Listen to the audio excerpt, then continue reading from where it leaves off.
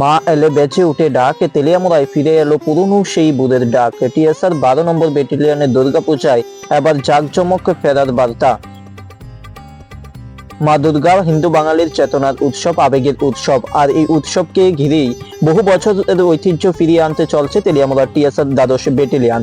একটা সময় এই পূজা আয়োজন ছিল শহরের অন্যতম আকর্ষণ, কিন্তু বিগত 5-6 বছর ধরে তা সীমিত পরিসরে হলেও এবছর আবারও পুরনো জৌলুসে ফিরছে টিএসআর 12 নম্বর ব্যাটালিয়নের দুর্গাপূজা।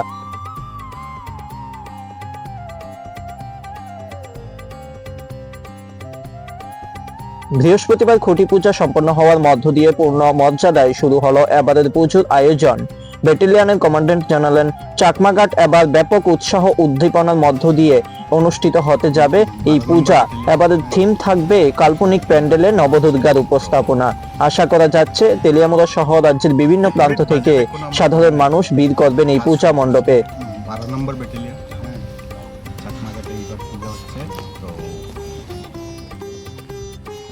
একুরেট বাজেট এখনো আমরা করি নাই, কাজ শুরু করছি। এটাতে কীভাবে কাল্পনিক একটা প্যান্ডেল বানাবো, আর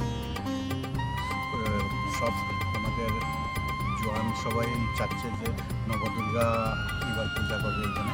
তো ওই হিসাবে আমরা এগোচ্ছি। কবে থেকে কাজ শুরু করবেন? আজকে তো খুঁটি পূজা। আজকে খুঁটি পূজা হয়ে গেছে, এখন কাজ শুরু হয়ে যাবে। তো কাজ একসাথে থাকবে। প্যান্ডেল কি স্যার বাইরের থেকে লুক করবো না? না, সব আমাদের নিজের, সব আমাদের প্যান্ডেল নিজের, শুধু মূর্তি বাইরে কারিগর করবে, বাকি সব কাজ আমাদের। আলু প্যান্ডেল উৎসবের গান, চাকমাঘাটে আসছে আবার উৎসবের প্রাণ। টিএসআর এর উদ্যোগে মিলবে ভক্তি আর শৃঙ্খলার ছোঁয়া। মিলন মেলায় মিলবে ধর্ম, সংস্কৃতি আর হৃদয়ের ছড়ানো সৌন্দর্য। অল টাইম খবর 24।